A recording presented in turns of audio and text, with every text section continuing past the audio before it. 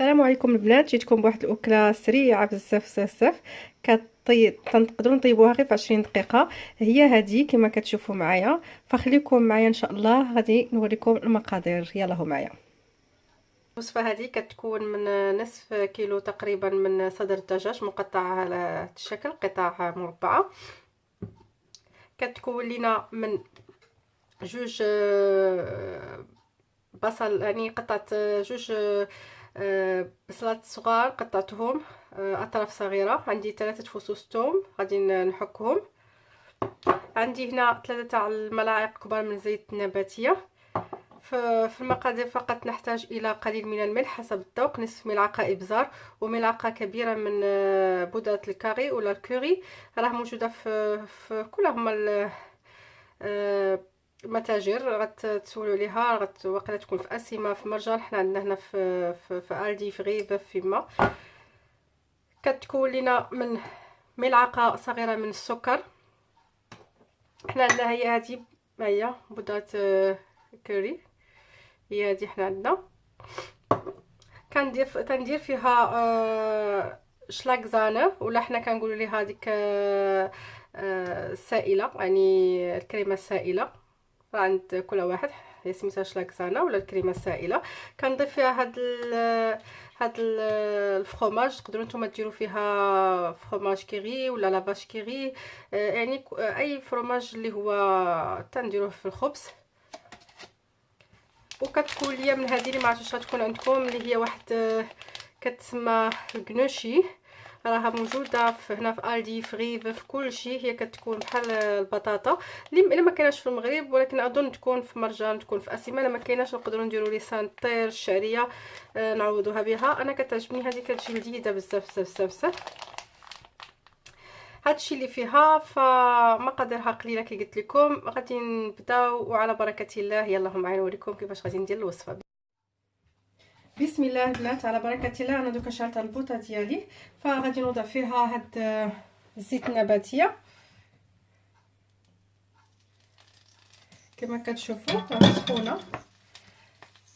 غنضيف عليها البصل ديالي،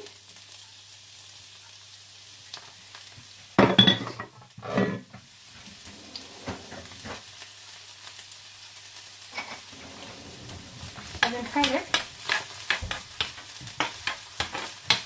ما غاديش نتسنى عليها حتى تسخن، غادي نضيف عليها الثوم،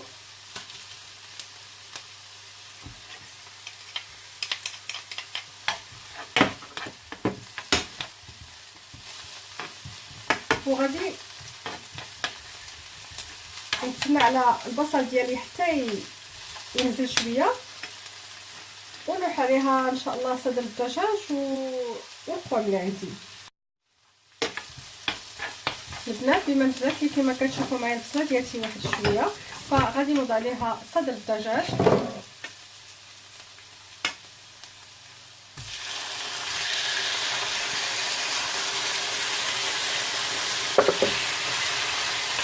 غادي نضيف عليها المقادير اللي عندي هنايا كاملين كما كتشوفوا معايا. البنات هذه هي المرحله المهمه اللي غادي نقول لكم عليها، وهي اللي كنقول هي السكريت ديال هذه الوصفه، هو هذا صدر الدجاج هذا. فغادي نخليوه 15 دقيقه ولا 10 دقيقه بما يولي اللون ديالو ذهبي، عاد كنكملوا الوصفه. يعني حنا غادي نبقاو 15 دقيقه وحنا كنحركوه فيه حتى يولي اللون ديالو ذهبي وحتى يطيب الدجاج، يعني تقريبا 15 دقيقه. هذه الوصفه هذه فيها تقريبا 20 دقيقه، ها هي طابت، يعني 20 دقيقه. واش جبتي غديوه ولا عشيوه بواحد السرعه.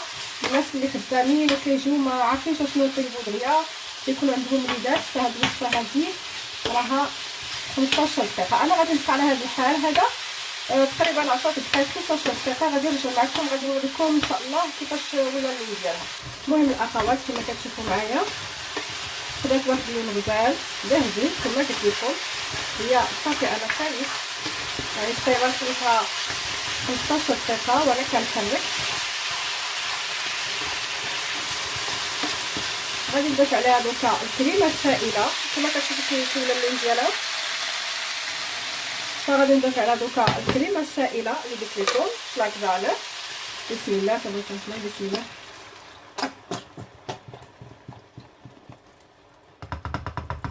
غنضيف ضفت عليها الكريمه السائله كما كتشوفوا معايا،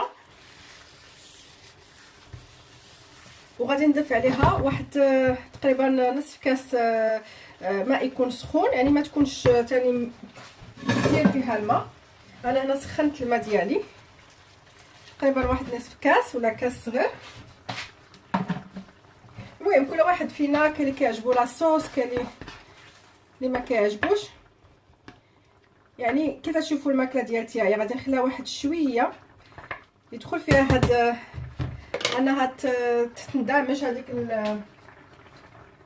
هذيك الكريمه السائله. كنضيف عليها السكر اللي قلت لكم، هاد الملعقه تاع السكر.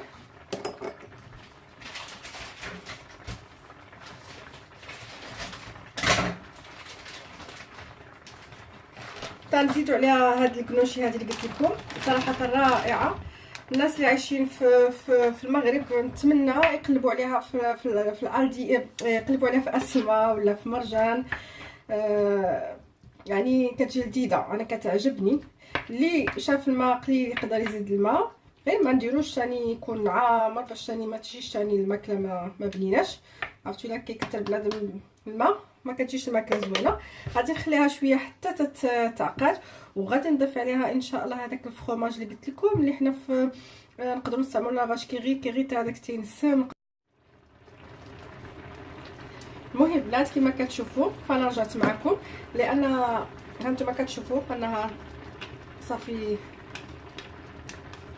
من بعد ما ضفنا عليها داك الماء كتشوفوا انها كتبربر، يعني كدير فقاعات. فكنضيف عليها دوكا هذيك الكريمه. هذا هو السكري صراحه، كتعطيها واحد اللذه. اظن انها بلا هاد الكريمه ولا الفرماج ما غاديش تجي بنينه كما كتشوفوا معايا. يعني ضفت عليها هاد، غادي نخليها حتى تندمج، وغادي نضيف عليها واحد حفنه كتعطي اليد من الفرماج المحكوك. يعني اي فرماج نتوما عندكم صافي. ملي غادي نضيف على داك الفرماج المحكوك صافي ها هي طابت الماكله ديالتنا. لان غير الدجاج راه خليناه 15 دقيقه وهو كيطيب. عاد هادشي اللي خليناه، يعني تقريبا قلت لكم هاد الماكله هادي ثقوا بيا والله العظيم كنديرها ملي كنكون زربانه ولا كنكون ديك الساعات يلا جيت من الخدمه، يعني هي شي حاجه اللي كنديرها بالزربه وكتغيا وكنلقى ما نوكل وليداتي. المهم البنات كما كتشوفوا الماكله ديالي كتبان لذيذه والله الا جربوها. غادي نضيف عليها كما كتشوفوا معايا الفرماج هكا. صافي البنات انا هذه هي الماكله ديالتي طابت. غادي نطفي عليها، غادي نخليها هذاك الفرماج راه هو غادي ينزل الراس والتحت، وغادي نرافقها البطاطا. كل واحد فينا غادي يقطع قطع هكا على 4 الاطراف ولا على 2 الاطراف، وغادي نديرها في شويه تاع الماء مع الملح ونخليها طيب صافي. وكنرافقها معها. غادي نوريكم ان شاء الله كيفاش نحط هذا الطبق، ونتمنى ان شاء الله يعجبكم وينال الرضا ديالكم، واللي ما لا تجربوه وتعطوني الراي ديالكم ان شاء الله. يلا غادي نوريكم ان شاء الله التقديم كيفاش هو داير. السلام عليكم. المهم البنات هذا هو الطبق النهائي ديالنا كما كتشوفوا كيجي على هذا الشكل. راه كتشوفوا البطاطا قطعتها ها هي كما كتشوفوا معايا. البطاطا هي هذه هكا كيجي على هذا الشكل. يعني كي قلت لكم تقدروا تقدموه كطبق عشاء ولا كطبق غداء لما لا. اللي بغا واللي الاضافه تقدروا تدردروا عليه بحال هكايا، يعني فرماج.